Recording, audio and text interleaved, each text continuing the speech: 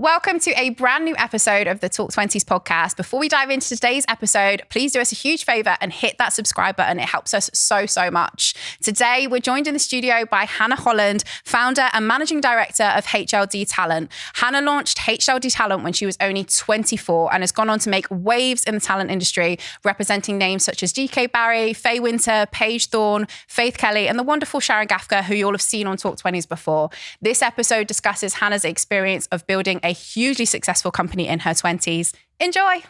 So Hannah, welcome to the podcast. Thank you for having me. I am so excited for our chat today. We've chatted a little bit beforehand and we've also got some wine because you don't chat on podcasts a lot, do you? This is what you usually do. I think this is like my 6th podcast I've ever done in like 4 years. Wow. I'm very... I like being behind the scenes. And I probably am quite a main character behind the scenes. Yeah. But being in front of the camera was never my calling. And I think, I'm trying to do it better, and I really want to be more like that and be more present. And, you understand it more for your clients as well, what they're going through. But no, it absolutely gives me the heebie-jeebies. It petrified. I think you saw before, I was like... Yeah. Are you scared for what I'm going to ask you today, all the questions? No, I'm more scared of what I reply. But yeah, I think this is going to be a great chat because for me, when I have, I've been following you for a little while now, and when you and your team reached out and you were like, we think Hannah would be really great for the podcast, I was like, absolutely yes. My team are cute. Yeah, they are cute. And I love, everything that you're growing, and the little that I have seen of you on podcasts and on social, I'm like, I want to know what's going on inside your brain because you are growing one of the biggest talent management agencies in the UK with some amazing clients that you represent and stuff.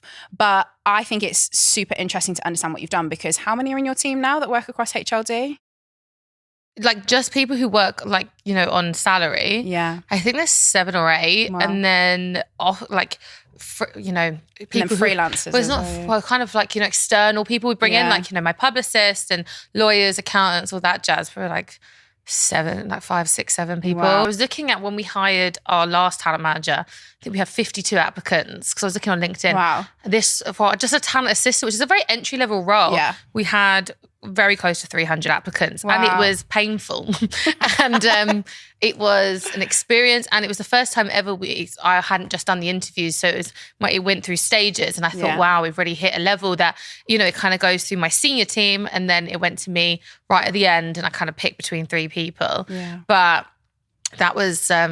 It was a good day. It felt good. Obviously I started this in my kitchen. Yeah. And I started this around my full-time job from probably, I would say, a bathroom, to be honest. I answer calls in my bathroom. It's been a journey. Yeah. And it's, I feel proud. I feel very proud. You should. So it's been going for 4 years now. Started in 2019. You were 24 at the time, is that right? If I got my numbers right? Yeah. So technically when we started was about March, but it was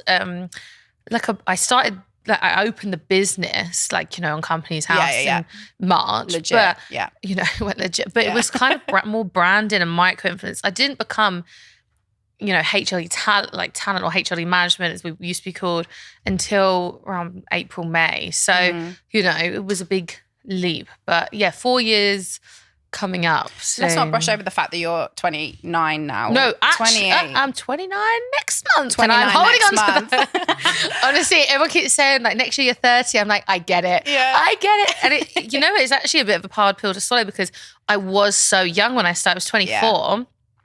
I don't think 28-year-old Hannah would start a business. Really? Why? I feel like when you're younger, so ballsy. You're just so confident. And I honestly thought I was untouchable. And I don't think the same anymore. Is that through experience, bruises, you've been through business now, you kind of know what it takes to kind of grow in a company that is considered an industry leader? I think you never know the lessons you learn. You're going to learn along the way and you never are going to know the ups and downs. The lessons are ones that you can never predict because if you could, you would literally put, barriers up or you would do things to prevent that happening. You physically can't. And obviously in my industry, I deal with people. So you're not dealing with a product. You're not dealing with something that can't, I don't work in that business, but I heard it's like a product timeline. Yeah. It's very much people's feelings, emotions, it is someone's life.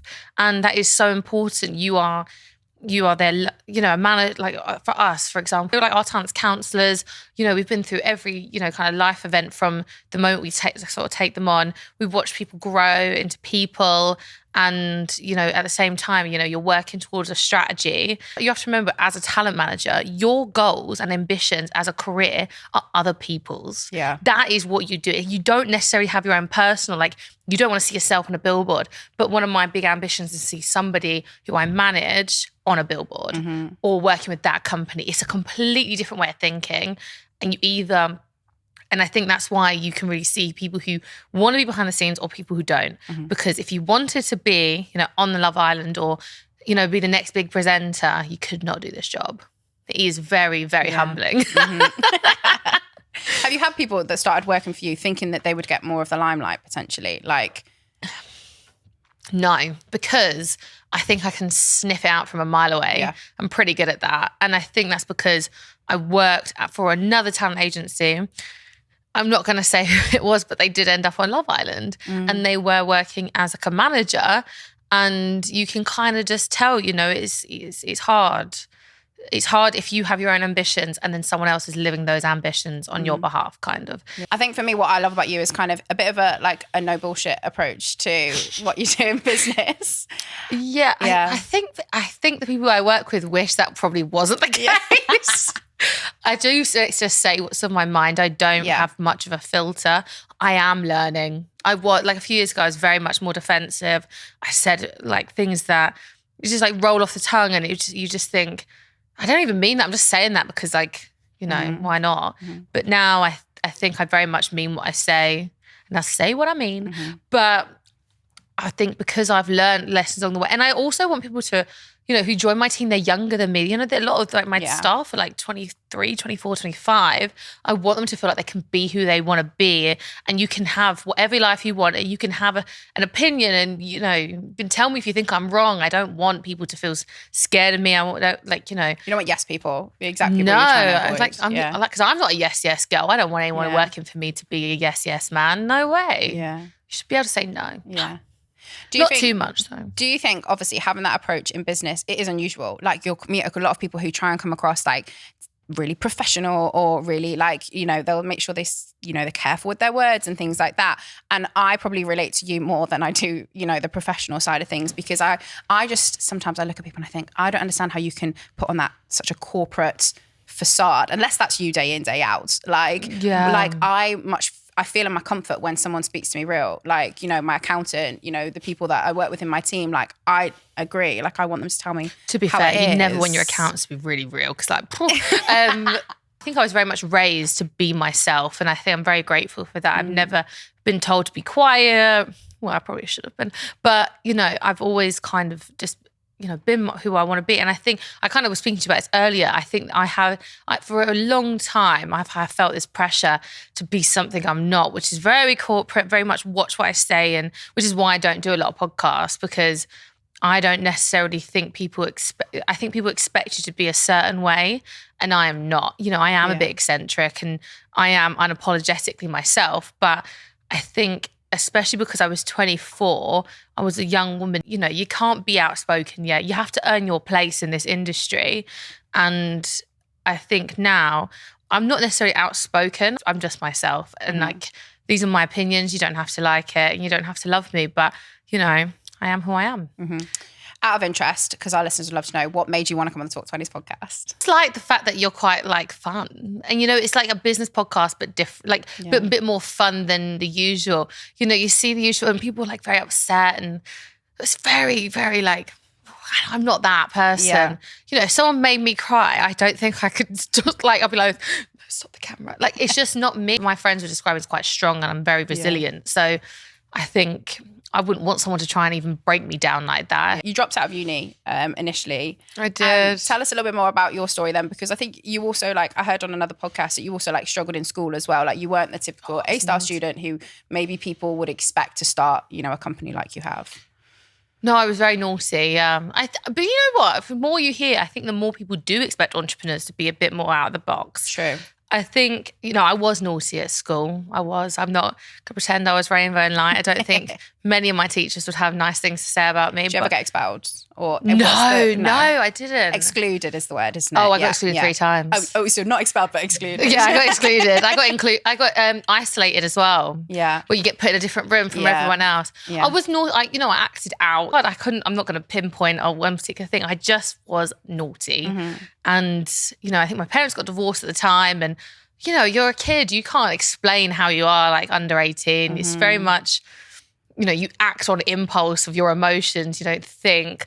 So I was quite naughty, and then I had to work harder to get into, I worked at Debenhams actually, RIP, but not the beauty side. I worked at Debenhams menswear for like 3 years, and I actually really loved retail. I think I learned a lot about people, and you meet people, and at the same time as well, I've always been a bit of a hustler.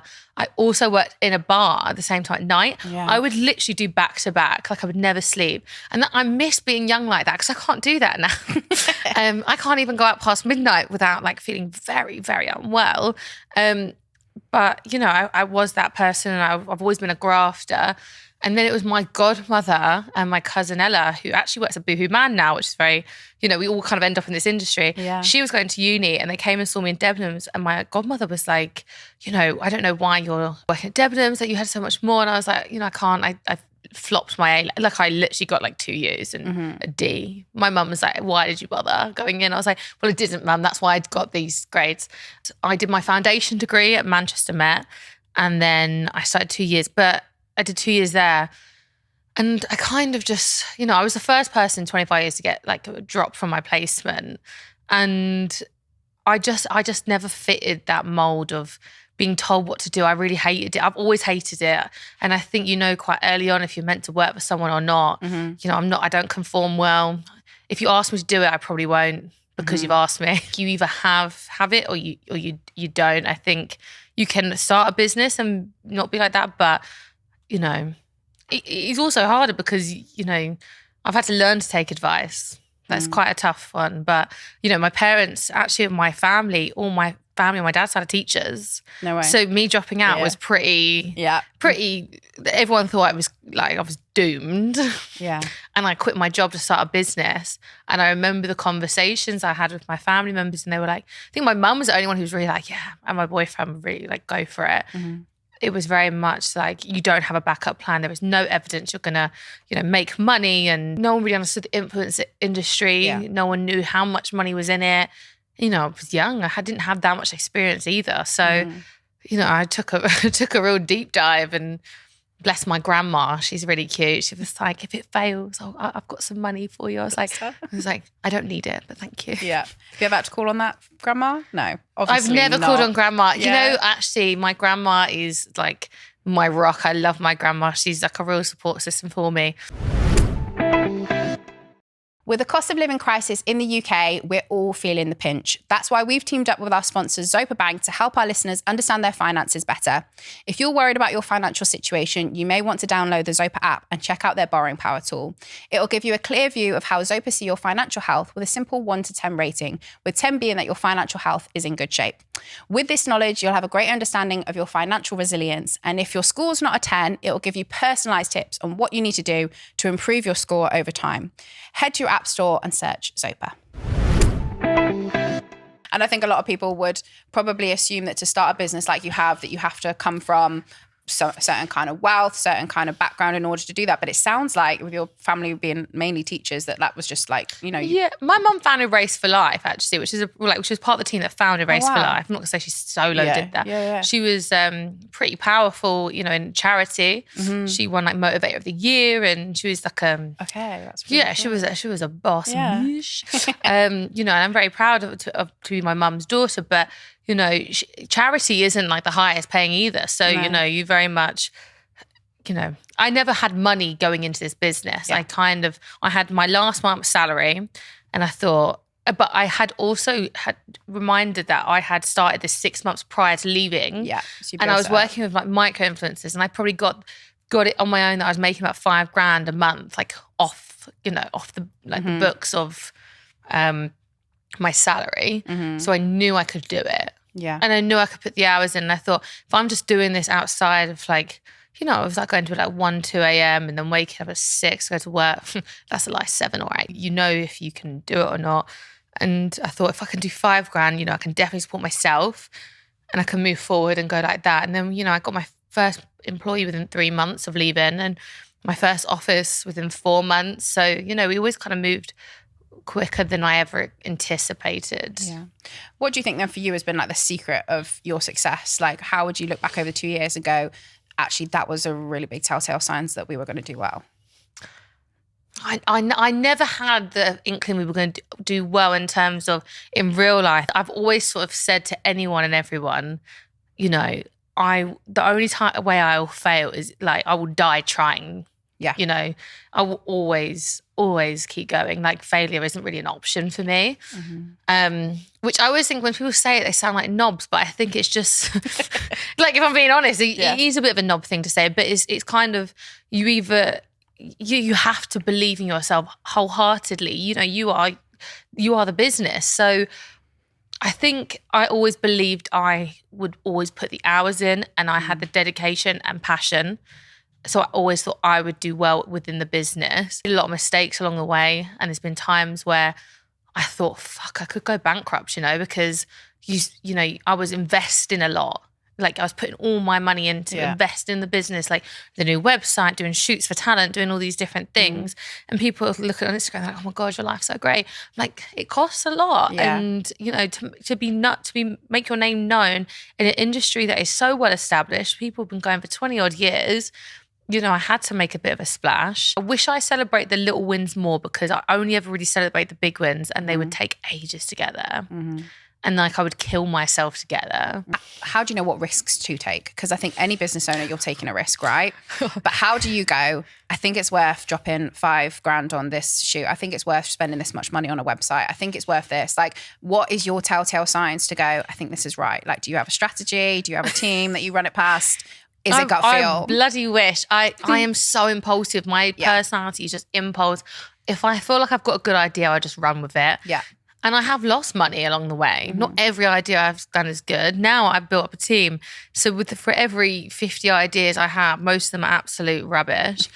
Maybe 2 are good. Do your team like vet you and be like, oh, no, they Hannah, check me. They put me in my place. Yeah. Oh yeah, all the bloody time. Like, and I love that about them. I have strong women underneath me. That is such a powerful feeling to know that you're helping powerful women, whether you're a stepping stone in their career. I've spent money in the wrong places. But as a business owner, you have to accept that not every idea is good. And if you didn't lose money there, how would you know that, you know, to be more cautious the next time?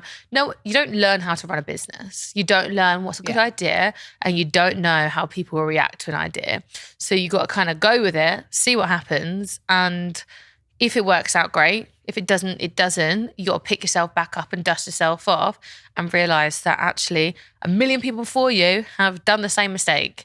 But there is no winning formula to not do that again. So just, you know, you'll do it again. You know, and I have done it again. But some of the ideas I've done are phenomenal and some of them are really, really piss poor, to be honest. Let's talk about being the underdog in a very competitive industry. You are obviously a young founder of a business like this. And like you said, there's like people who have been doing it for like 20 odd years. What competitive edge do you think you've got over the people who have been doing it longer and who have maybe bigger teams or are more well-known in this industry? We're very personable, so we don't have a huge amount of talent. We are very selective and, you know, people know us on a personal level too. I think that is important. It can't be a one-way system that you know your deepest, darkest secrets. Obviously, it's not quite that people know our deepest, darkest secrets, but they should know who your boyfriend is and they should know if you've got dogs and they should know, you know, different parts of your life. And I think, obviously, we're probably one of the only all-female talent managements in the country, especially at maybe the level we're at now. And I think we've done, and don't get me wrong, we have thought about it many times and we have taken on men before. And to be honest, it's just not our forte. Yeah. You know, I very much love empowering women. I love building up women. And there's nothing, not saying that I don't love building up men. I just don't think I'm as good at it. And I think there also is a power in being the underdog. Yeah. I think being an underdog is a strong position to be in because people don't expect a lot. So when you absolutely smash it, people are like, shit. Yeah. And I love that. Yeah. I think that's a really, really amazing position. And when you're at the top, people expect you to come down. It's very hard. Like, it's a very hard position to also be at the top. I'm mad because I feel like I don't want to tear down anyone. I don't feel the need to, I've heard about it before, this industry isn't, the most kind, especially in like different agencies and that I've met before. And sometimes I've heard things and I think, you don't really know me and that's fine. And, it's what it is. But I have like a real strict policy. We don't slag off other agencies and we don't slag off other managers because I think you don't need to. If you can do a good job, your work speak for itself. You don't need to, no need to slag anyone off ever. Your work speaks for yourself. For sure. Let's talk about some of the talent that you represent at this moment in time. I think one of the ones that people will know the most of the Listeners podcast is obviously GK Barry. Yeah. What a rise to fame for Oh, yeah. She is Grace. phenomenal. Yeah. Tell us a little bit more about why you what kind of you saw in her, because you took her on quite early on, didn't you? We took her on at 200,000 TikTok followers. So you think now she's got 3 million. Wow. And she had about 10,000 on Instagram. And actually it was very, very bizarre. My friend Neve actually sent me her TikTok, like a video. And it was the one, it was like, God, I want to bait myself out slightly. But it's because it's like 2.5 years ago. It's a long time ago. It was a video and it's just like when you meet someone, you're meeting someone that you don't like, you have to kind of get on with them for the group. And she was just like, hi. And she was like, let me out, I'll wipe the floor with you and all this. And my friend was like, this is you to a T, prepping yourself.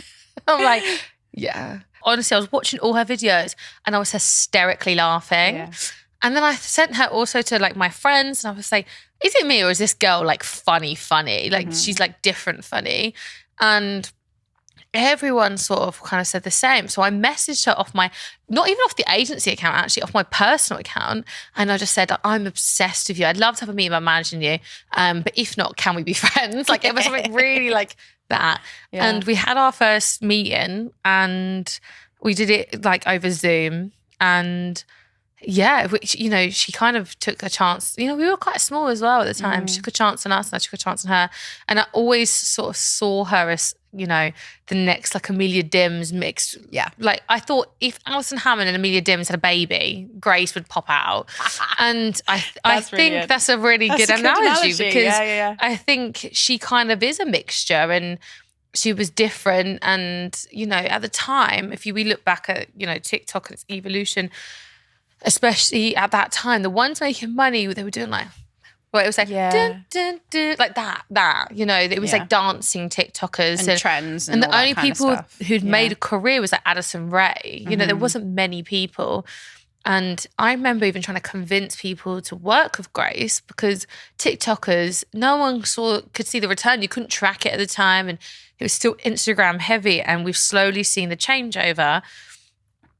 With Grace, it's been a real, it's a real journey. And I'm very proud of what we've done with Grace. And, we have strategized. We've changed her content with her and like the direction she wanted to go. She used to do skits and now she's very much, herself. And, the podcast, she was the first TikToker to do a podcast.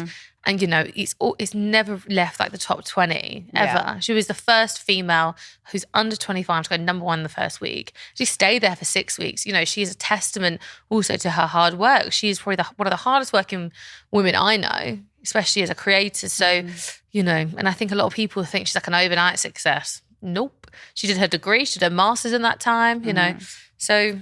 yeah. Is there a big team that works, like, because I think a lot of people would look at Grace now and be like, how big is the team that now works behind that? Like, how many people are on her team?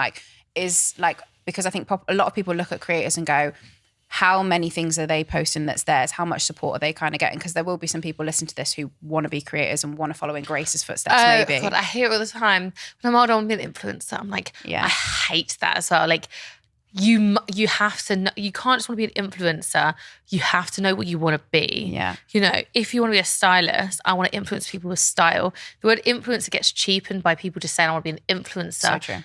you need to have something like you influence people, but on a business level or by showing your, like, you know, you're not an influencer, but you influence people. It creeps me out when people call me an influencer. Well, I think it's because it's inaccurate. I think it's an inaccurate term. It's quite cheap. I think people originally said it to kind of cheapen people. Yeah. I think digital creators are way more. Don't label yourself. You are phenomenal. You're powerful women and men. Like, you are creating an audience. You know, audiences that TV channels could wish they could create. You know, millions of people are watching.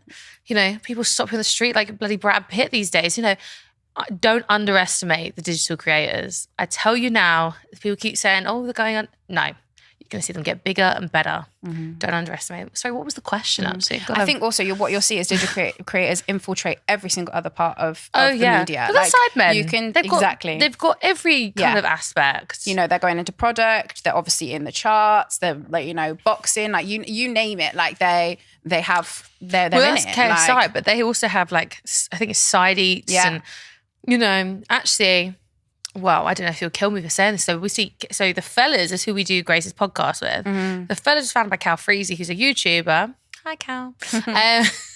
But, you know, he's a YouTuber by, you know, and he's got this podcast empire underneath him. Absolutely. That's, you know, I think, like I said, people dumb down digital creators, but actually it's an incredibly strategic and clever move, especially if you do it well. If you go on and go, I'm just going to do my beauty routine, it's probably not going to do that well. But if you know kind of, this is what I'm passionate about, it's kind of like anything, you know, you want to do marketing, cool. So you start, you know, that's why you do like your work experience or like at uni, they made you do, I think ours was like, Body Form, you know, the tampon brand. It was like make your own box. You know, how would you market yourselves if you weren't someone who works at that company? You're the outside looking in. It's the same thing, but different, but kind of done differently. So, do you think you need to have a business brain on your shoulders if you are a digital creator? No, you just need to have a brain because I think it's just common sense of, I'm passionate about this. This is not what I'm seeing and this is my niche. So when I started HLD, it was very much like I came from, it's always an interesting one to wear this.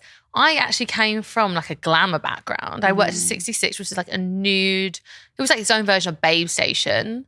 I was like working in marketing on that side. I worked with naked women every day.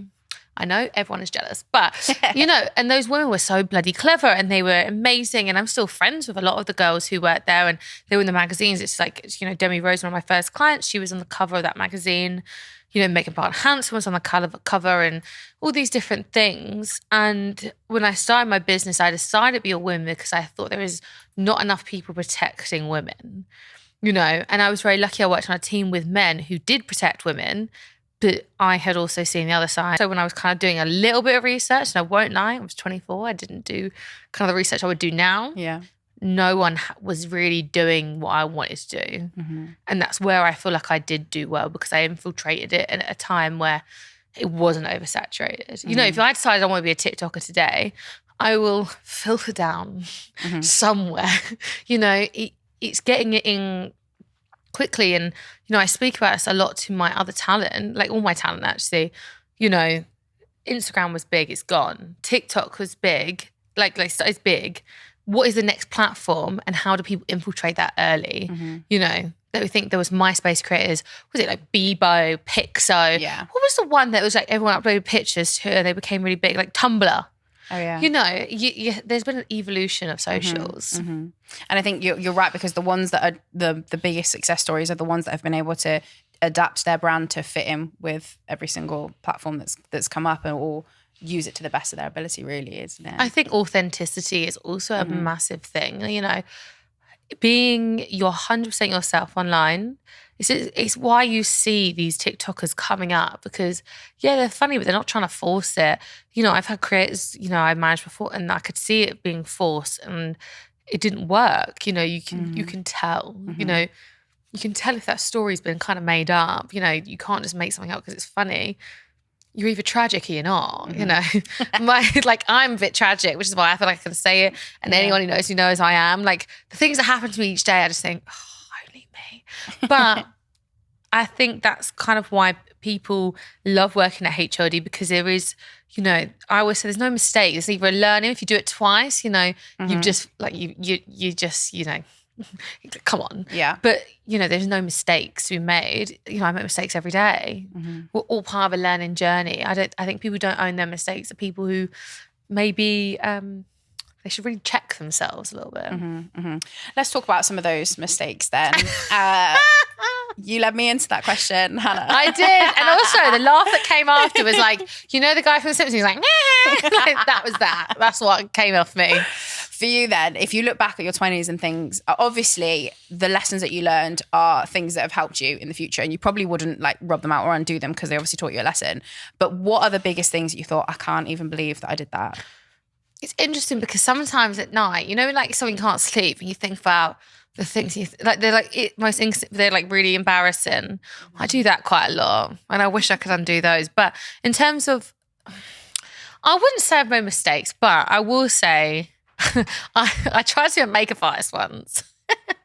And I've tried every job. I do believe in your 20s, you should try everything, because I don't believe you fall into things. Like I say I fell into this, but I tried everything before I got here. I knew I wanted to work in media. I just didn't know what I wanted to work in. So I think, you know, in terms of mistakes I've made, there's no real answer to how to not do them. I think you're on your own path of mistakes, but you really you very much have to weigh up the pros and cons. You know, I think spending money in the wrong places has probably been one of my downfalls. And I also think I'm very grateful for my mistakes.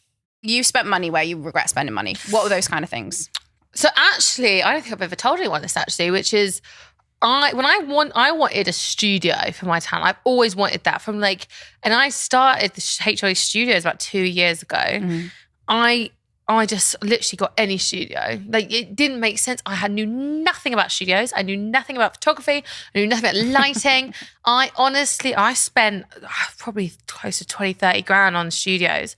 And it was just the most stupidest thing. So by the time I got actually the right studio, and it was, you know, one that we actually rented out, and it was also, we still have it. We're one of the only agencies that we have a studio our talent can use for free. And it's to help them make content and all that jazz. So it's like this whole kind of entity of its own business. It took a long time before it ever was profitable, because I had to take into consideration I'd spent all this money along the way over a course of however many years. And I won't lie, some of them were pretty naff. Like I remember the first one we got, it's like a lawyer's, and I was like, it's just not a vibe.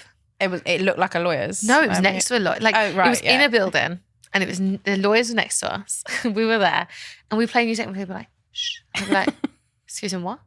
No, thank you. That was pretty.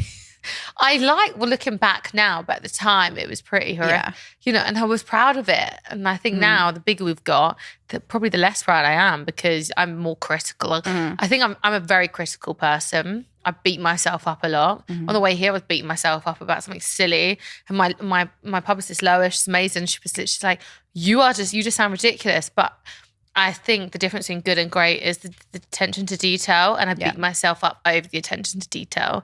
And I think that's why I have seen my growth, because I am that way. You said something really interesting to me when we had like a drink before the podcast, and you said to me that you think that your growth in the past 4 years, when the business has been growing, has been bigger than the actual business growth. Now, for me, I did say that. You did say that. Quite inspirational. Hashtag wow, inspirational. That's what I'm saying. Like on a personal level, I'm way better than on these podcasts. But for me, I found that quite interesting, because I think the growth of HLD has been quite big. But for you, then that means that you must have done some crazy growth in that time. If you think it's obviously like bigger than the growth of the business. Well, you think for the business to grow, I have to grow. Yeah. If I stayed how I was, the business wouldn't grow. I think personally, I have learned some very, you know, tough lessons, both personally and in business. And I'm very lucky I'm surrounded by good people. It's one of the kind of things that I always preach to my staff, you know, even the competitors, if they ask us for advice, they ask for a contact, give it to them, because they are never us. Like you have your own source. Yeah. You don't have to be that person. You don't have to be a bitch, basically. And that's not something I believe in. But I think you know, for me personally, when, like I said, I was very defensive, and I still am slightly. I still have more growth to go. I'm just more proud of, you know, even being as a boss, you don't know how to be a boss. No. You don't, No one you know, teaches you and that. sometimes I look back and I think, God, I was not professional, or but I'm more in terms of like, you know, I go out and get drunk all the time with my staff, like 4 years ago. Sorry. You know, there's just so many different things that I look at, and I just think, I think people might recognize this too. I remember when my staff started going out without me, and I really got upset and very like jealous, and that was, you know, and I think that was a big learning curve for me too. And that's part of my growth. It was actually my boyfriend. I was sat there and I was talking to him about, he was like, no one wants to be friends with the boss like that. And like some people do, to be fair, like, you know, my number 2 in the business is called Ella, and she's incredible. And, you know, I spent a lot of time with her, and then, you know, my senior team, I've got Cherish, you know, but, you know, especially the younger ones, I want to big up all my team, they're amazing. But, you know, especially back then, no one wanted to hang out with me. And it was hard when you realise that you are no longer part of that, because actually they kind of want to slag you off because you are the boss. You're the person who declined their holiday because actually it's a week before Christmas. So you cannot tab that off right now because you also have all this time and we've got to wrap things up. And now it wouldn't be much of an issue. But when you're a smaller company and there's 3 people or 4 people, you can't, it's such a different thing. Like one person gone is a massive thing. So I think part of my growth has been teaching other people. When you hit that level, you know, because people stop wanting to, you're no longer everyone's best friend. That's quite a tough, it's quite a tough pill to swallow. Or if, you know, a lot of my friends work in this industry and they hear things like, you know, if someone, say, like if you're in a bad mood for a day, people will see you on social media, they assume you're going to be a certain way. Bad mood, oh, she's a bitch. Am I? Or am I a person? And today you just caught me on a day when I'm a little bit upset and I just want to be on my own. You know, it's just... They forget that, don't they? Like, we're all people, whether you're a talent or you're, you know, or you like, say like, for example, you've had a massive argument with your boyfriend. It's theoretical, but you've had a massive argument with your boyfriend and you just feel like today's a bit shit. Someone comes up to you in the street and goes, oh my God, I love your podcast. You're like this. Cheers. You know, and they could be like, you're a bitch. Like, and I've seen it happen with people talent. taking a snapshot of you at that moment in time. But we're all people. Yeah. I've met people before and I just thought, she's having a bad day. Yeah. And that's fine. But I don't ever like sit and go, oh, she's horrible for it. I'm just thinking, it is what it is, you know. I actually got a funny story about Gemma Collins. So, spill it. Yeah. So it was when she was like, I sound far too excited. So she was huge, right? She was like so big at this moment in time, and I was at the close show. Oh, like top, like everything was GC, everything that was that. And anyway, I was working at the close show live, and the close show had finished, and her company or her business had like a stand there, and she was like book signing, like a boutique, right? Or something like that. I don't know, it was a boutique or whether she was just book signing or whatever. But I saw her, and she was stood there with like a PR manager, like I don't know who she was with essentially. But I went over, and everything was shut, so like they were just like chatting. They seemed like they were like, the conversation wasn't even over. They were just kind of like stood there. And I went over, and I remember this because I must have been about 19 years old. So we're talking like 8 years ago, right? And I remember going and be like, oh my God, like I love you on Towie. Like it's really nice to meet you. I hope you've had a good day. And I literally just said the nicest thing. And she turned around, like looked me up and down like that. And so did her, like whoever she was stood next to her. And he went, and the person that was with her went, thanks, love. She'll love that. Bearing in mind, she stood right there and I'm literally looking her in the eye. She'll love that. As in like, she couldn't even give me her words. Yeah. And for ages I was like, oh my God, like, I can't believe like, you know, it took a lot for me to even just go up to them. And then I was like, do you know what? She probably just had enough that day. She'd probably been signing books day in, day out for the whole day. And she probably just didn't want to speak to another person. Yeah. So like, I did think about it and I was like, I'm not going to judge her on that one occasion. This is why people say you shouldn't meet your heroes, because the GC is an icon. Yeah. And honestly, when I'm hungover, my favourite thing is to watch is the GC best bits. Yeah. You know, like through Big Brother all the way through. Like, and like, let's be honest, everyone says like, if you're in a lift, I'm claustrophobic, Darren. I think, you know, everyone's a person. You know, there's no excuse. You know, sometimes you meet people. And, you know, it's happened to me only a couple of times and I've met people and they have been downright just bloody rude. And then they've heard what I do for a living. And all of a sudden the tone changes. And when that happens, I know you're just a bit of a dick to people that you don't rate. The Brits then, did you get any gossip from being behind the scenes? Oh, no. You know, the thing is I wish, but I just had the best time. You know, we had, so Faye Winter was there, one of my talent, Emily Miller, she went with Malibu, which was exciting. Like all my staff were there. Yeah. Grace worked with the Brits. So we were sat down with Joe and George Baggs actually, and Tom Daly. And there's some other people on our table too, but I just, you know, I was kind of only speaking to other people. Like the tables are quite big. I was so gassed and I was just like, oh my God, I'm so close to Lewis Capaldi. And like people, it was just so close. And for the first time in a very long time, it was a very pinch me moment of, I can't believe that my business has got me here. Like I've done this. Oh no, I wish I kind of went home after because I feel like that was like, you know, I went to a party after, but like that. Whose party after? I went to Maya James boat party, but it was an incredible boat party. But I'm just saying, like, I was so drunk by the time I got there. Yeah. You know, that one moment when I was in the Brits, I was like still pretty good. And by the time I got to the boat party, I was so cut. Yeah. You know, Grace fell over just getting onto the boat. Not into the water, right? No, Grace turned knee. And it was like she was talking about on her tour. Because obviously we just went on tour. And it was just one of those ones where I was just like, makes sense. I think it's been so interesting to hear your story, but I think one of the things that you kind of represent it completely in that no one at any point in their life, especially in their 20s, is perfect and everybody is working on getting better at something themselves. For you, what's that thing that you're trying to work on for yourself at this moment in time? I'm still working on myself and not letting well, you know what, actually, not letting my work life affect my personal life has always been a battle. Yeah. Because I've lost a lot of friends on this journey, and I think anyone who has a business would be lying if they said they didn't. You do. It's just part and parcel of what happens. But, you know, for me, I'm trying to spend more time with my friends. I'm trying to work less out of hours. But I'm very lucky. The talent I have, they are incredible, and you know, a lot of them are very, very close friends of mine. It just feels like it blends Emily Miller too actually much. was my friend before she started getting managed by us, so that was just like an easy thing. Yeah.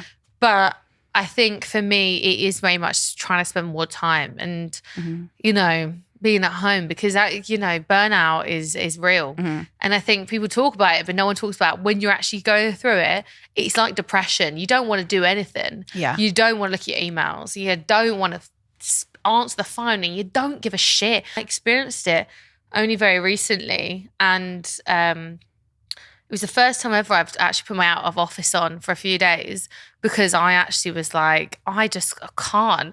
And my team were incredible. They picked up everything.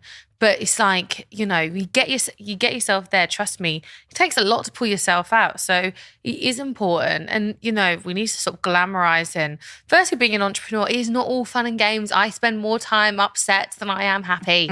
It just looks phenomenal online because that is what society says.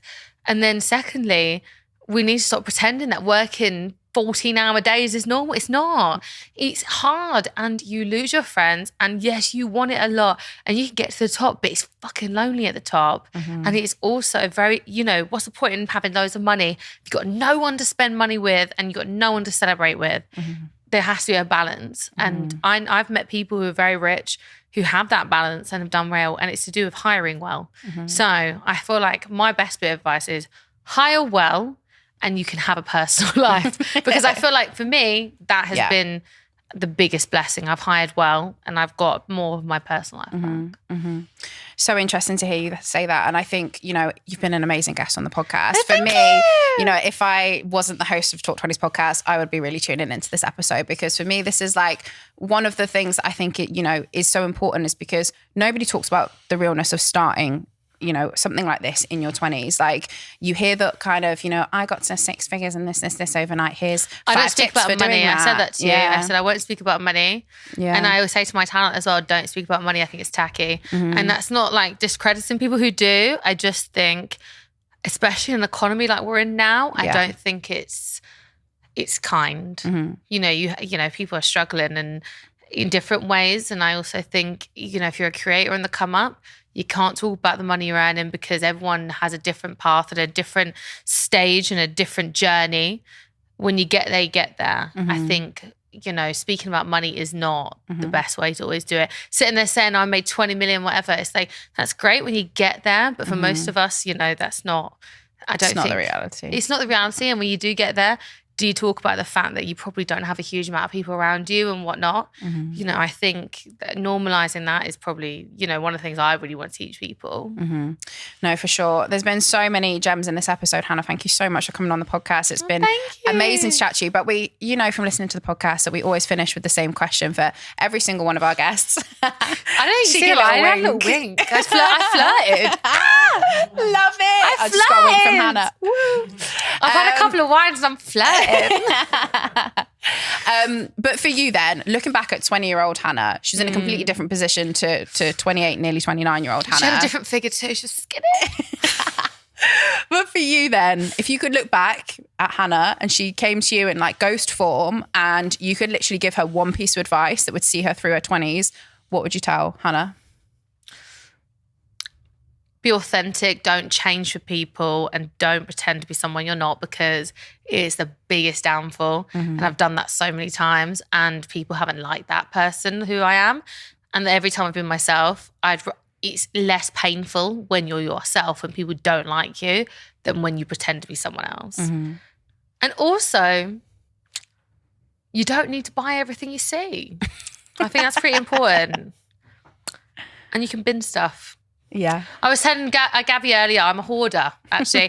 And my friends come around and bin stuff for me. Yeah. So, but I think, you know, there is no right way to do your 20s. That's the point of being your 20s. Just be yourself. There is no, and it sounds like the most cliche thing in the world, but everyone's journey is different. As long as you're kind-hearted, you move with genuine intentions, you know, being a bitch isn't cool. It's never been cool. They might make it look cool on TV. It's not cool. Just be kind. And I promise you the universe kind of rewards you. I think that's like my only bit of advice. And I think that's why I've done well, I guess, in the last 4 years, because I care about everyone and I do every move I make. I have a very heavy heart with anything. And I think that's important. And very lastly, one of the things that you do that's completely kind of different from business, but we really wanted to talk about in the podcast is dogs. Both of you and we love dogs, right? But you've got a rescue as well, and that's super important to you. Tell us a little about your rescue and why you think rescuing is important for, you know, as a little Oh my God, gem. I love that you include that because I actually forgot. Yeah, I nearly, not gonna lie, I nearly forgot. I'm dog obsessed. Yeah. Obsessed. Like my staff actually, I only probably realised this when I took them all away to Budapest actually to celebrate 2022 and they were their successes. And every time they talk about something serious, I'd be like, oh my God, look at this. And it'd be like a dog video. Oh my God, that's all I send me and but my they're fiance. funny, right? They're so cute. They're dogs. They don't speak. I probably watch about 20 dog videos a day. My retirement plan is... Same, don't tell me you're going to start like a dog show yes, or something. I am. A fluffy one, like Vanderpump Rules, okay? I don't care. I say that all the time. Should we do it together? Yes. Shall I just watch this space? Quit our companies? Yeah. Just start a dog shelter. I always said HLD dogs and something like pink fluffy and like any dog that even like the old ones who like maybe never get like homes. Yeah. They will never think they don't have a home. Like it's going to be pink fluffy. I'm bored of seeing these dead fucking floors. I want to see carpets and like let them piss themselves. Oh my God, just like clean it. Do you know what I mean? Like it's so like, you know, I do feel like part of the reason I was put on this planet, not to sound too deep, but is to speak for those who can't speak for themselves. And I rescued my little dog from Quicky's Rescue. It's like a really independent rescue centre. And Loki, oh God, my heart. They broke his. He's really cute. Really cute. Yeah. They broke his tail in half. They beat him. He had like a hematoma to his ear and he was in pain for a long time. Can't deal with when I first met him, he was, you know, he was really sweet, but he was just so protective. And I think the best thing I ever did was rescue. It was very, very humbling. It was hard. And these dogs can't explain themselves. You don't know what they've been through. I showed you the picture of my dog was found on the streets of Lebanon and he was skinny. He's a little fatty now, bless him. I contribute to so many dog charities a month. Like my accountant was like, is it necessary? I'm like, yes, it is actually. So look at that yourself, decide what you're going to do with it and move on. Retirement plan then, yeah? dog sanctuary. Yes, looking for volunteers now. So when you're 60, let me know. Amazing. Well, thank you, Hannah. It's been so amazing to have you on the podcast. Absolutely loved it. I've had the best time, honestly. You're such a great host. You just give yourself credit. Thanks, girl. Woo! Amazing.